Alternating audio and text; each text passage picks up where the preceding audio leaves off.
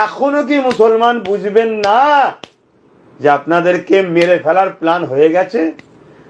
হ্যাঁ, আব্বাস সিদ্দিকী তো দালাল বলেছিলেন আপনারা না? এখনো কি আপনারা জাগবেন না? ঠিক আছে, আমাকে গাল দিয়ে শকিয়েছে, দিয়েছেন, দেন। আপনার ঘরের এই ছোট বাচ্চাটার জন্য জাগবেন না?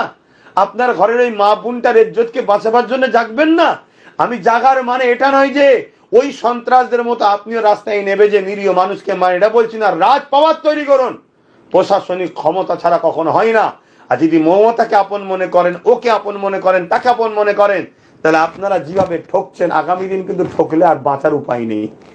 মনে রাখবেন এই কথাটা, দুজন পাকিস্তানের পতাকা আমার দেশের বাঁধছে এবং তাদের লেখা আছে ভারতবর্ষ মুর্দাবাদ, পাকিস্তান জিন্দাবাদ। তাদেরকে ধরলো, ধরার পরও তাদেরকে জামিন করলো। তাহলে কোন এক জায়গায় পালগুয়েতে যে হামলা হলো, এই হামলা কারা করলো? এই হামলার পরে পুরো দেশ জুড়ে মুসলমান উচ্ছেদের যে ষড়যন্ত্র শুরু হলো, এই হামলা কারা করলো? একটা প্রশ্ন কি থাকে না?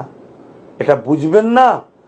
আজকে কোন মুসলমান জীবনে কোনোদিন বলতে পারে না, ভারতের বর্ষের কোন মুসলমান ভারতের আবহাওয়ায়, ভারতের নুন খেয়ে পাকিস্তান জিন্দাবাদ বলতে পারে না। সে তাহলে ইসলাম বিদ্বেষী, সে ইসলামের দুশ্মন, সে ইসলামে আদর্শ দেয় না আমাদেরকে। কিন্তু আজকে গাদ্দার গুলো কি করছে দেখছেন না? কিন্তু তারপরও প্রশাসন তাদের, তারা ধরা পড়বে, তারা জামিন হবে, কোর্টের মধ্যেও তাদের মানুষ রয়েছে, সব জায়গায় তারা রয়েছে। অতএব এখনো যদি আমাদের উলামারা, ইমামরা না জাগেন, তাহলে আমি আজকে বলতে বাধ্যই হলাম, আপনার মসজিদের মধ্যে ঢুকে আপনাদেরকে শেষ করে দেওয়া হবে, কিচ্ছু করতে পারবেন না। আমি জানি না আমার এই বক্তব্যে কি আমাকে কোন নজরে লিখছেন। হয়তো তলায় আবার দেখতে পাবো দালাল, আব্বাস সিদ্দিকী দালাল। কার দালাল? বিজেপির দালাল।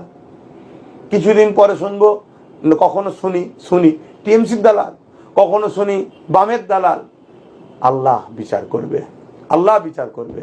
তবে মানুষকে বাঁচাবার, মানুষকে সঠিক পথ দেখাবার ইসলাম হুকুম দিয়েছে। আমি বললাম দায়িত্ব নিয়ে, তবে একটু জোরে জোরে কথা বলেছি, আমি আরো একবার ক্ষমা চাইছি, খারাপ নেবেন না। কেন? আমি খুব ব্যথালে বলে ফেলছি। ভালো থাকেন, সুস্থ থাকেন, আল্লাহ হাফেজ।